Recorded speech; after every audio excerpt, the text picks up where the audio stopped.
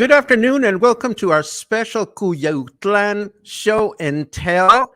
As you know, I was gone for a few days and I collected a bunch of interesting audio and video. And I am so very happy to share what I have with you. And most importantly, I am so very happy to share the stage with my friend Scott McFarland. There you are. Hello, Scott. Hey, good afternoon. Scott is joining me as one of the owners of La Villa Hotel Boutique in Cuyutlán, where we spent a wonderful 3 nights.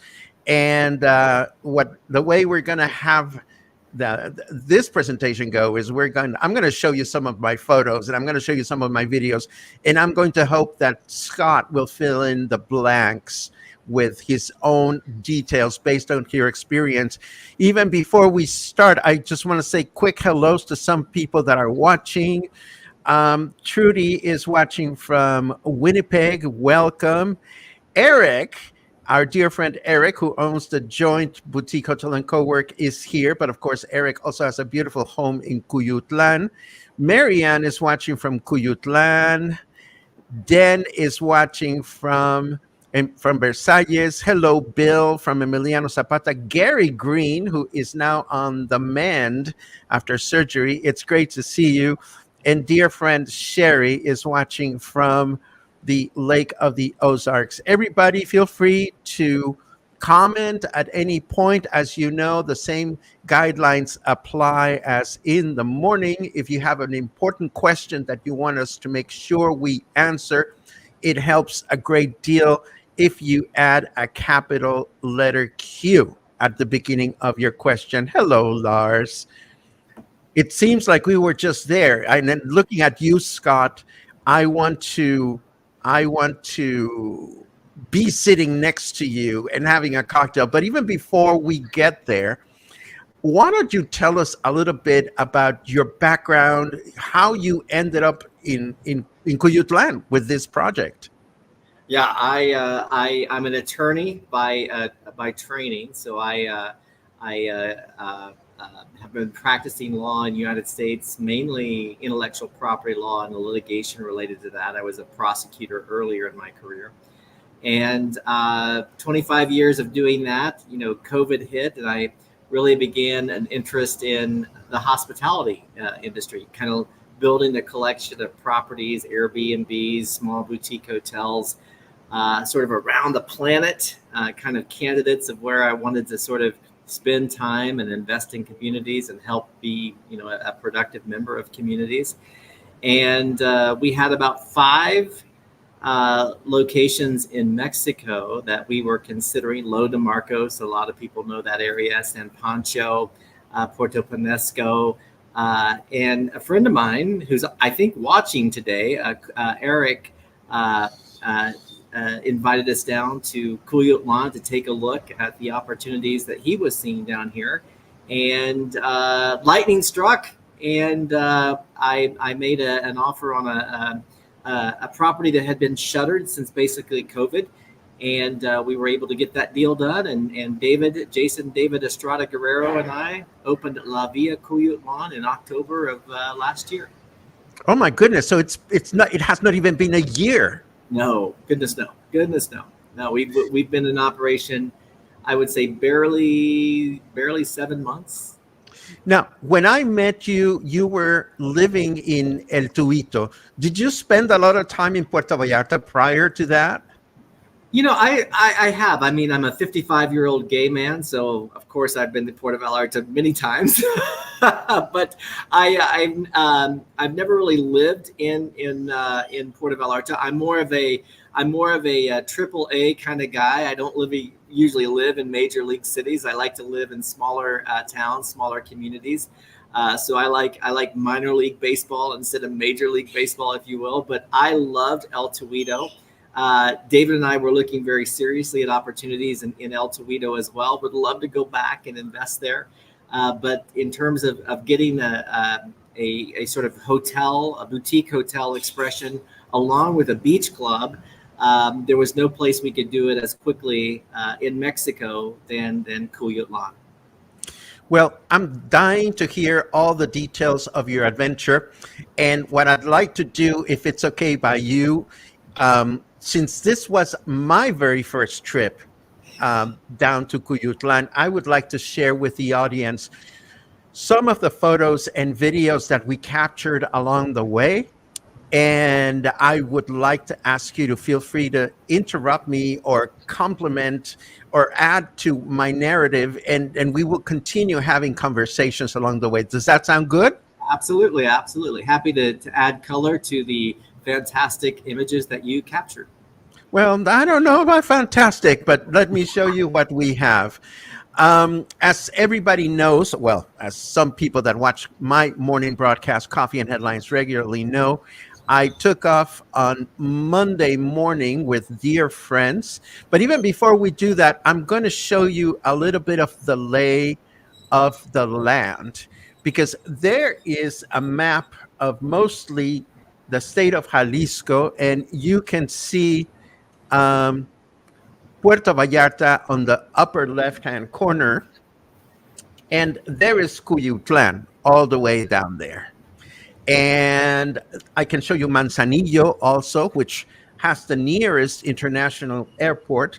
And then there is the city of Colima, which is the capital of the state of Colima. And right next to Cuyutlán, there is a small town called Tecomán, which was described to me as the nearest town of any size. And I think it was you, Scott, who said, just think Pitillal, but larger. Is that the case? That's a very fair assessment. That's our Pitillal for Cuyutlán. But when you want to go shopping for bigger things that you may not find in your town, do you go to Manzanillo? Do you go to Colima?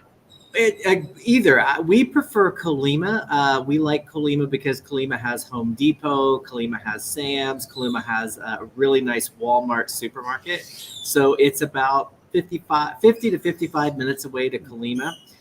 Manzanillo is a fantastic town, but due to the port activity, again, Manzanillo, I believe it's the third busiest port in Latin America. You always run the risk of being in traffic in Manzanillo right around the port. So great town to visit, but definitely plan your visit. We prefer to do our big sort of shopping in Colima, and it's a beautiful drive up into the mountains, and you get to see the volcanoes, and sometimes they're snow-capped, and it's interesting. Colima, I believe, is either the second or third largest or oldest city in Mexico. So a lot of history, a lot of fascinating culture there. Interesting. Well, let us take a look at another map that I produced earlier today. This is more of a, let's pretend that we're flying from Puerto Vallarta, and all of a sudden the little Coffee and Headlines helicopter / plane takes off, and it lands right in the heart of Cuyutlán, which when one sees it on the map, it's a tiny little town, like barely 1, 2, 3, 4, 5, 6 blocks wide. Like, what is the population down there approximately? In the village, we have about 1,100 people, about 1,100 souls, and we've got a long road, Adolfo Mateo Road, or Gringo Road, as some of the locals call it. So we've got a beautiful houses along that road, and we have a village of about 1,100 people. It has shrunk in size, over the years. There used to be a passenger train that came from Guadalajara. I'm sure you'll talk a little bit more about that. So the town has recently come under a revival because that new highway system connects Guadalajara with Manzanillo, and we are now the closest beach town, about a 2.5-hour drive from Guadalajara. So we are packed on the weekends with great visitors, families, couples, singles from Guadalajara who are looking to get away. And instead of going up to sort of the Nayarit beaches or the Jalisco beaches, they're finding the quickest route to the Pacific Ocean is right here in Cuyutlán. That makes a lot of sense. Well, let's continue with our journey. We actually didn't fly there. We we took my friend Lars's car, and because your hotel is pet friendly, of course, we arrived with two puppies. This is Lars taking care of his doggy, and then behind a palm tree is my friend Luke with his doggy. And of course, dogs love the highway.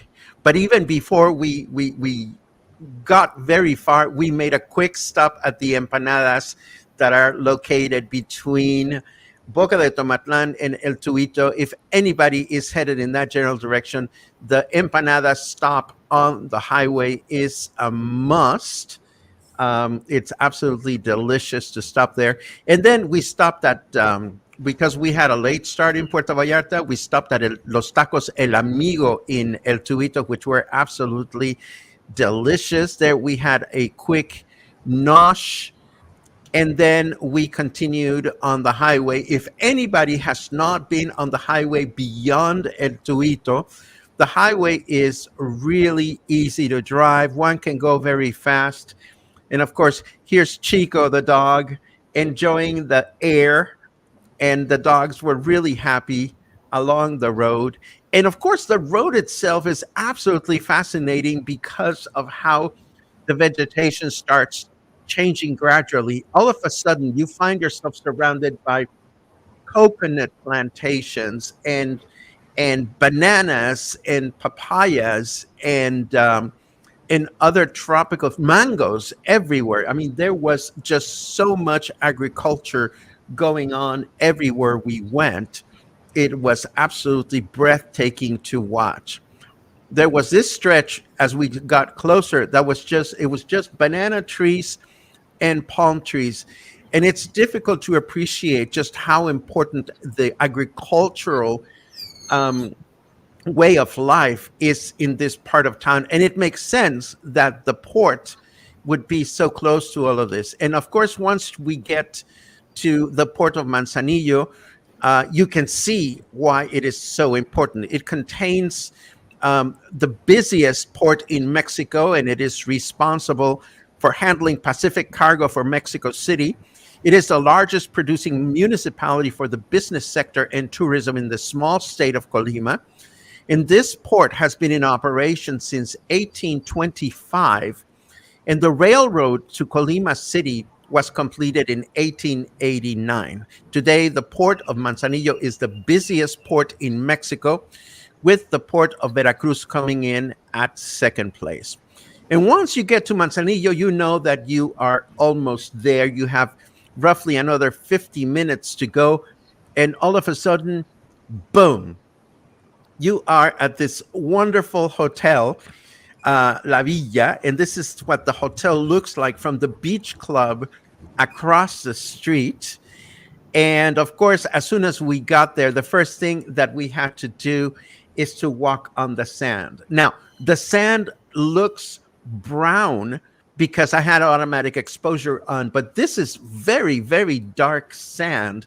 I understand, Scott, that this is due to the volcanoes nearby.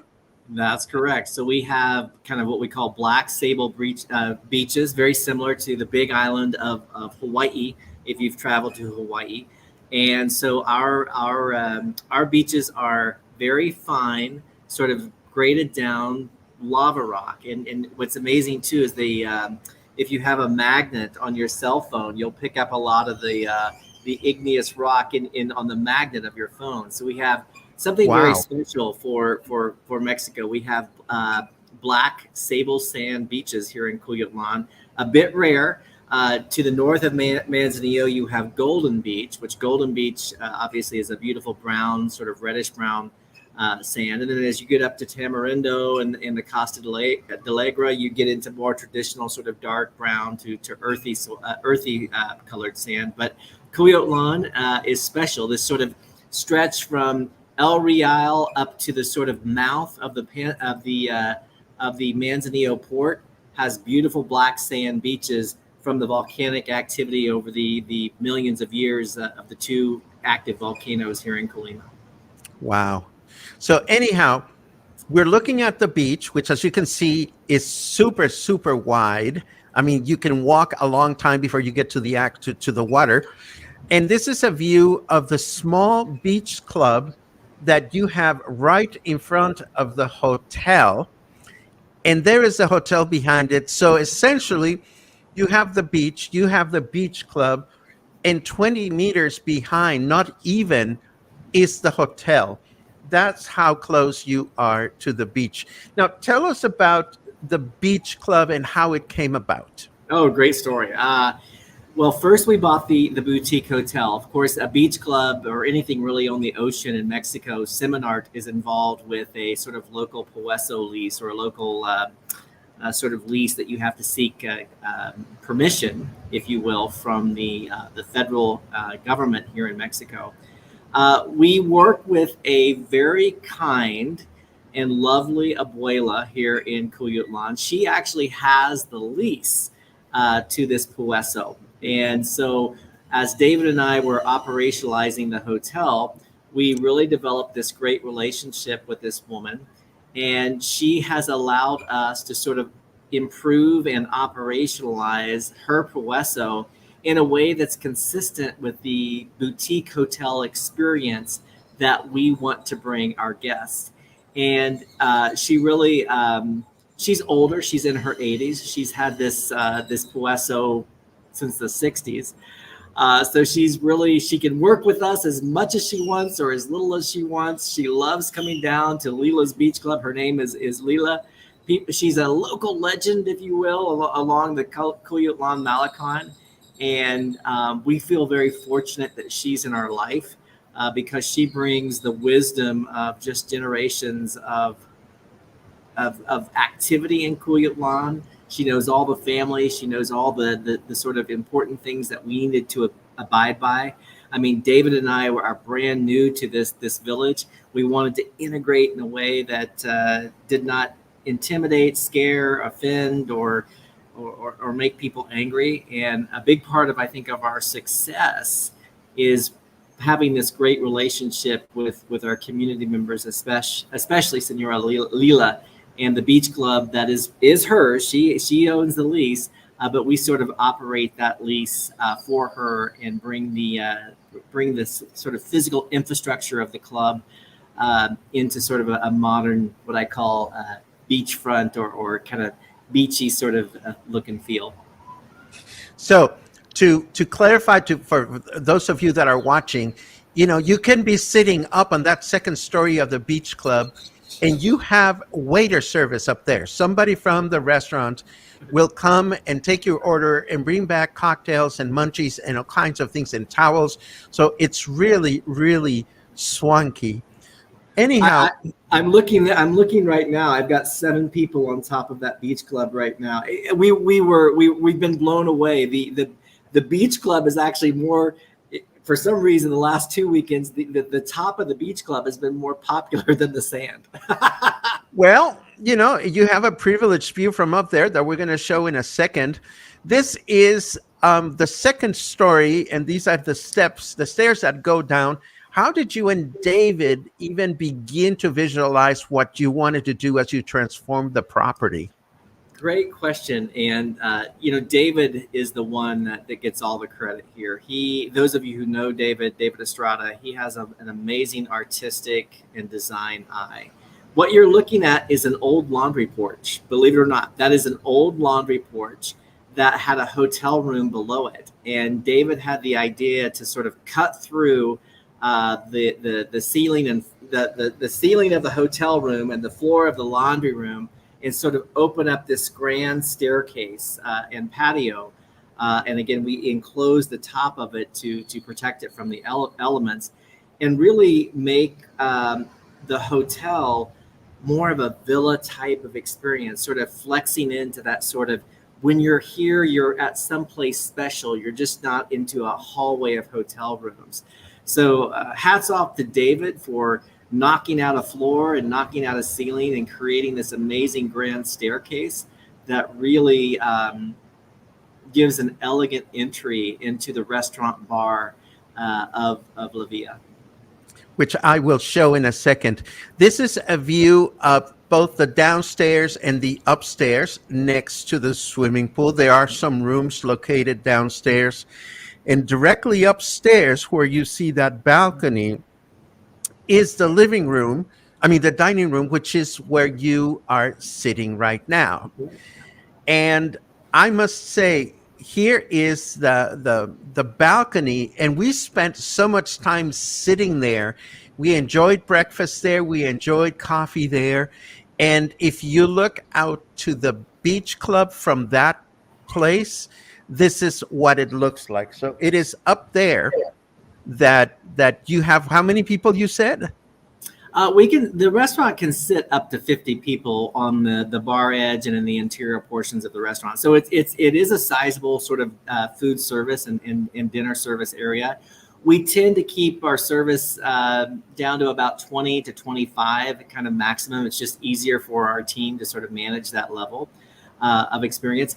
Our bar is very popular at sunset. People sit, they enjoy our famous mixed nuts and wine or our cocktails, our mezcalitas, pina coladas, and margaritas.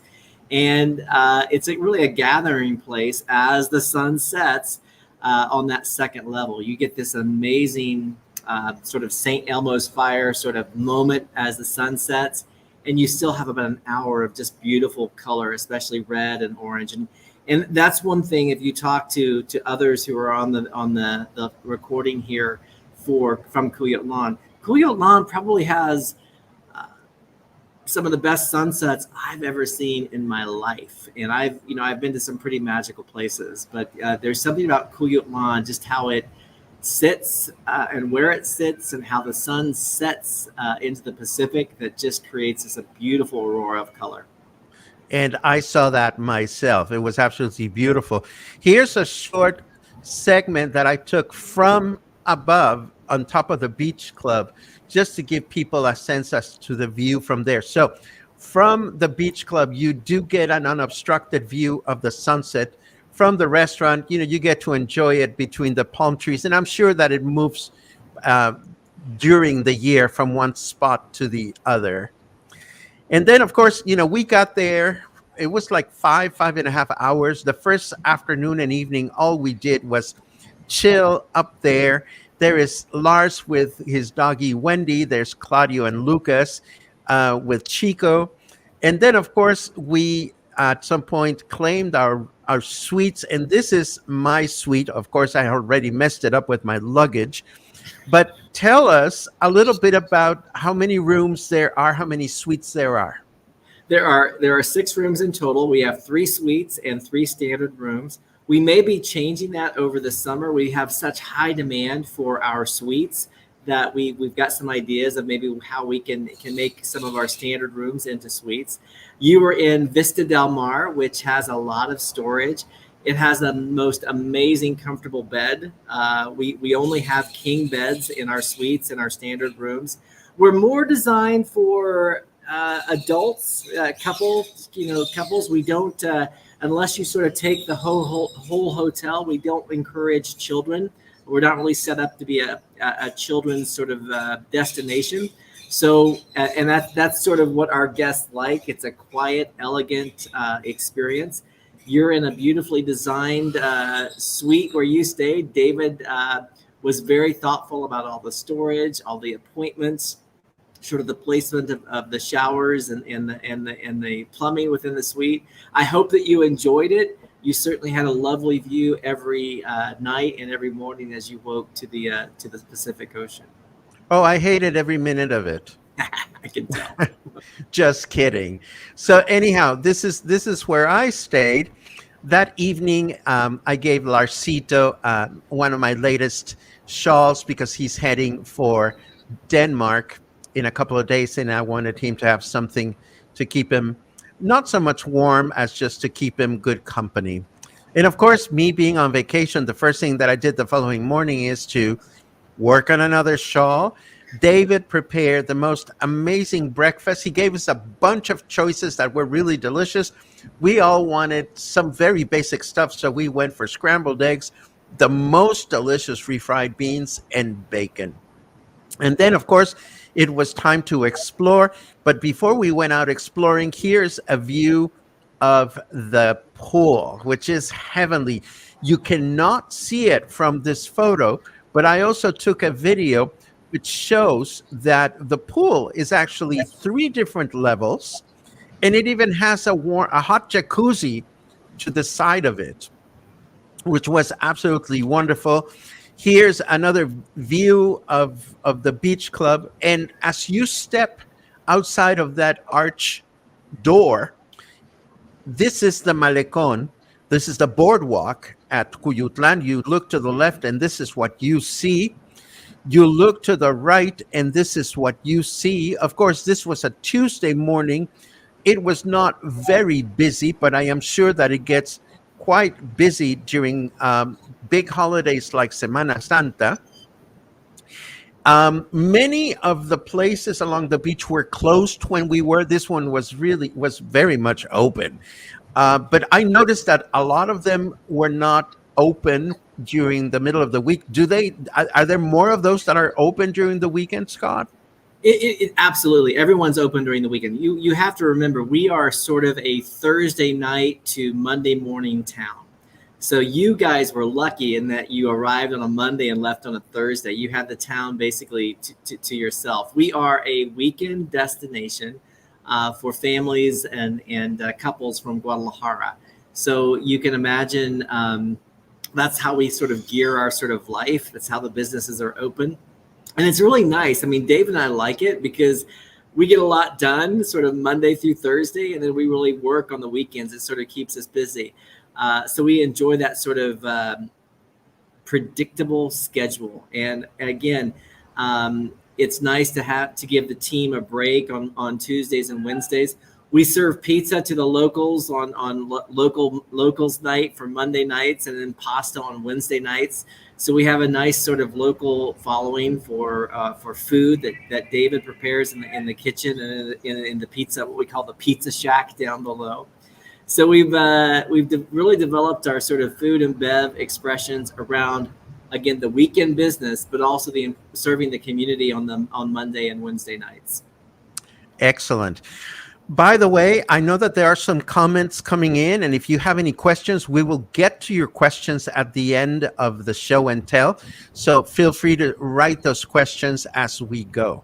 Now, the next two images that I have here have a lot to do with the current state of affairs at Cuyutlán. As you know, well, you don't know, but as you will find out shortly, I mean, this was a huge beach destination at the beginning of the 20th century when the easiest way to get to Cuyutlán was the railroad.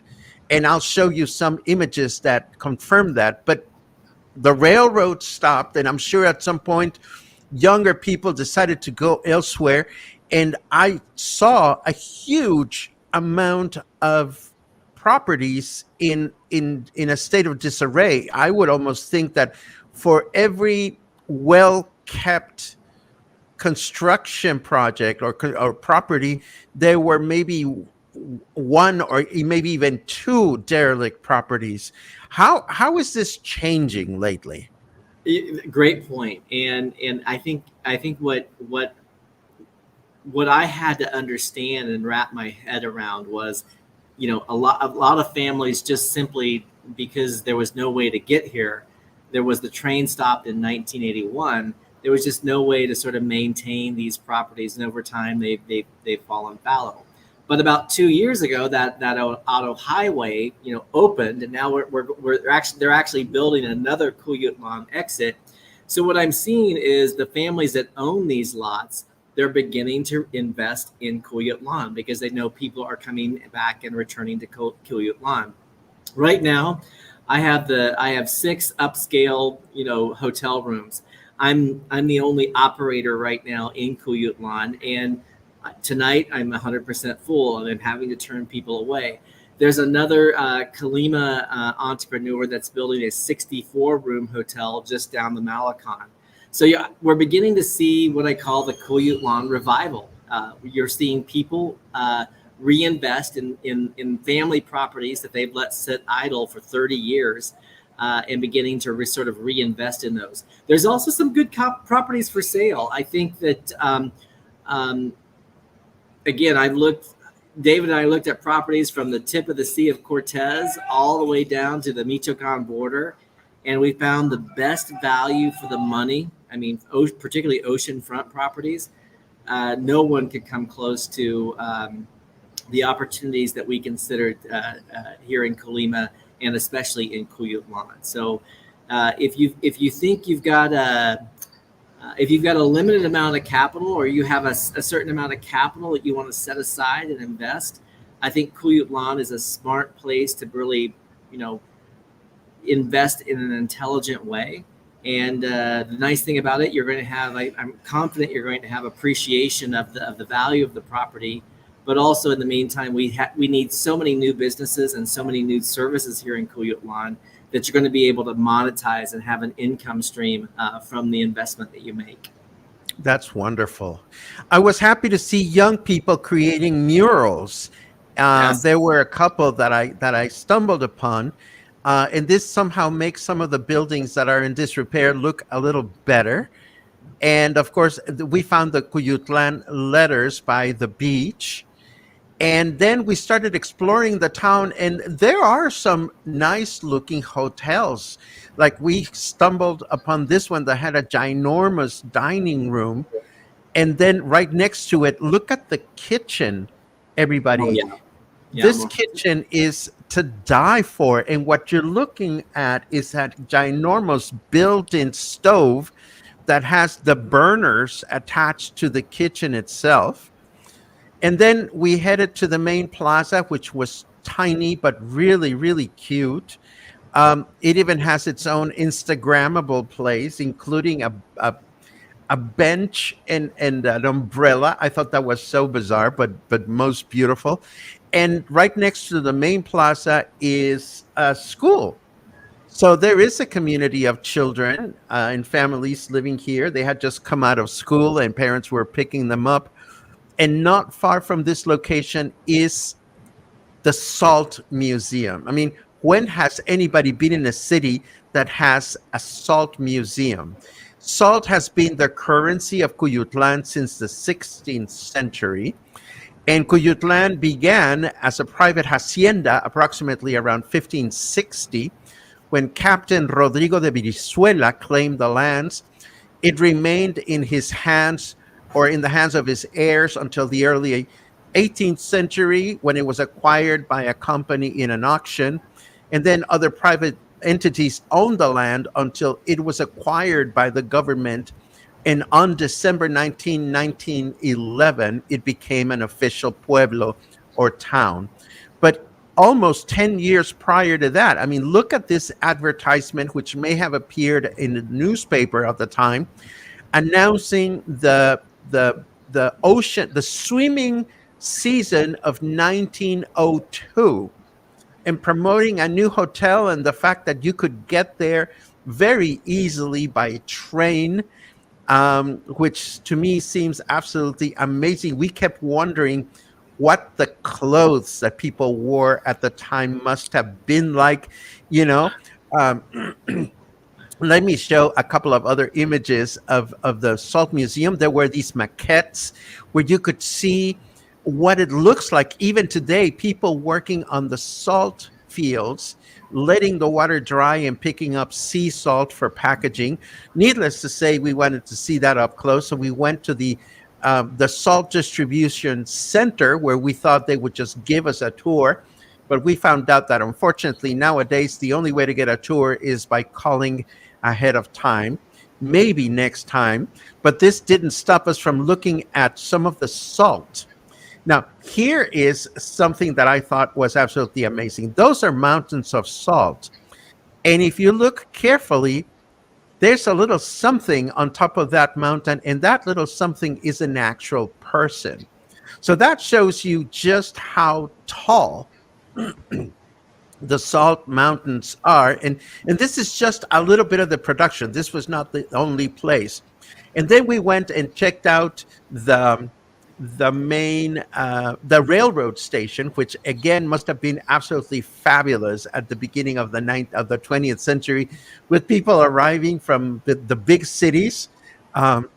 Parenthetically, It was Claudia Sheinbaum, one of the presidential candidates, that has announced that if she wins the presidency of Mexico, she will bring back passenger train service to Manzanillo. Hopefully, that will also include Cuyutlán. And of course, we got to the end of our trip, and it was time to come back to Puerto Vallarta. And here we are standing with David, who joined us for this photograph. And that pretty much wrapped our experience down there. It came and went so very quickly, but it was absolutely wonderful. Well, I'm glad you enjoyed it. I think that your quick kind of review from 1902 fast forward to 2024 is just a testament to this town and its revival. One thing that I loved about this town, and I think others who have visited here would agree. There's such great roads. There's such great infrastructure. There's railroads. There's highways. Our streets are paved. There's a sewer. There is, on this property, I have a well, city water, and city sewers. So there's an infrastructure that is awaiting to be awakened in Cuyutlán that a lot of communities in Mexico would envy. So that's another big reason David and I decided to sort of launch a business here. Is we've got, you saw our solar panels.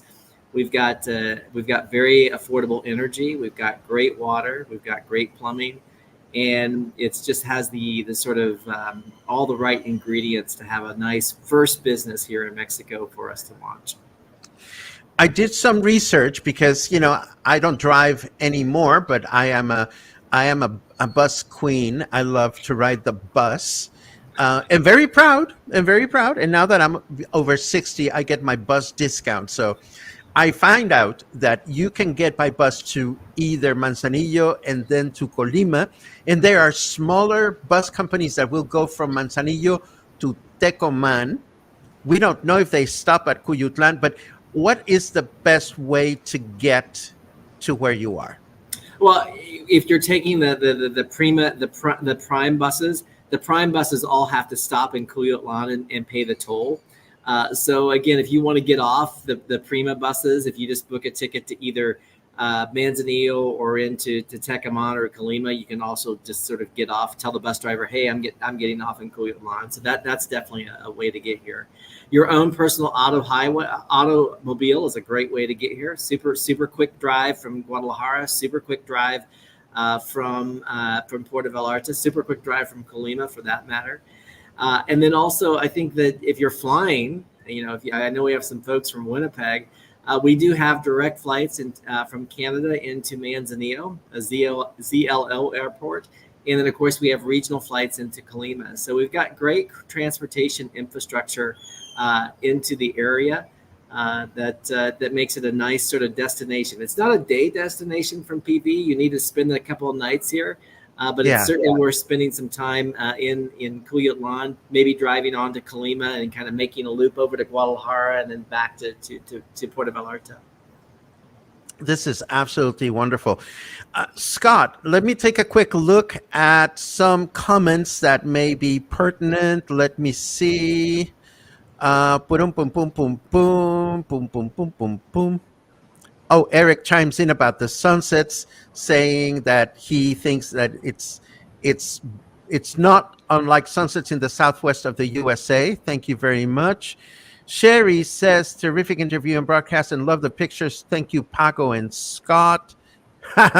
Marianne has her priorities straight. Where is the empanada place you mentioned, please?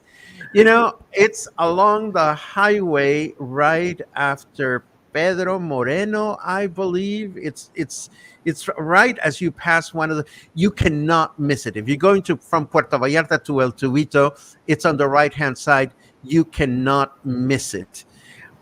Bill asks, do any bus lines pass through again?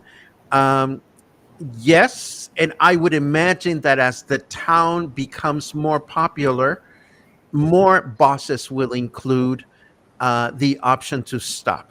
And Eric fills in the blank there. He says that Linea Sur passes through the town, so we can all do some research.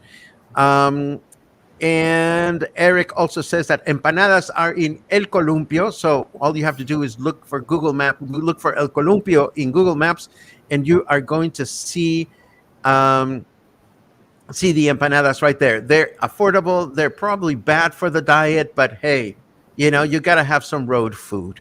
And I think also for empanadas, I mean, don't forget David is from Colombia. So if you come and stay at the La Villa, you'll get some arepas and some empanadas if you ask David. He's happy to serve them.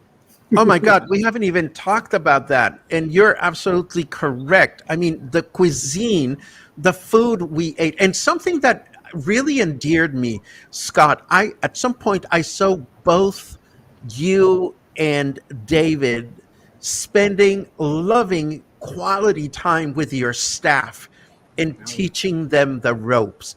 What has that experience been like for you guys? I'll tell you what, those of you who work in hospitality, it is, I mean, I grew up on a farm and I'm a farm and ranch kid. Woo, hospitality is hard work. It is daily work. I am a morning person, so I am the one that makes a coffee. I am the one that opens the property. I'm the one that gets the pools ready. I'm the one that turns the jacuzzis on. So you really need to develop a team. And again, we're a small 6-room property and 25-seat restaurant. You really have to add people that work like a family. The best businesses in Mexico are family businesses. David and I don't have family here in Mexico, so we've had to create family, and it's just been joyous because the team that we're building right now, Fabiola, who is the head of our housekeeping, she used to be the general manager at the Maria Victoria Hotel, which is now vacant just down the way. So we've been able to sort of tap into sort of the best talent Cuyutlán has to offer, have them join our team, give them a consistent job, give them a consistent work. And hiring these local people have endeared other local people to our business, and we really feel lucky that the community wants to see us be successful, and we try to make their businesses successful as well. But David is an amazing chef, but he can't do it all by himself. So he's training a young woman named Paulina, who actually did breakfast by herself today. I did the dining room. Yeah, she did outstanding. So we actually, funny story, we actually have a blind man in residence this weekend. So his family sort of takes care of him. And I don't know if you've ever worked with the blind or been around the blind, but they have heightened senses of smell and heightened senses of taste. He loved the coffee and he loved the food. So that tells me that, if a blind person uses those senses and tells you you're on track with your food and your sort of experience, you're doing the right thing. So we welcome that feedback. That is wonderful. We're almost at the end of our broadcast, but I don't want us to end without making a couple of announcements. First of all, we are going to have a giveaway. So, oh my goodness, and I didn't make that up. We talked about this before we got started.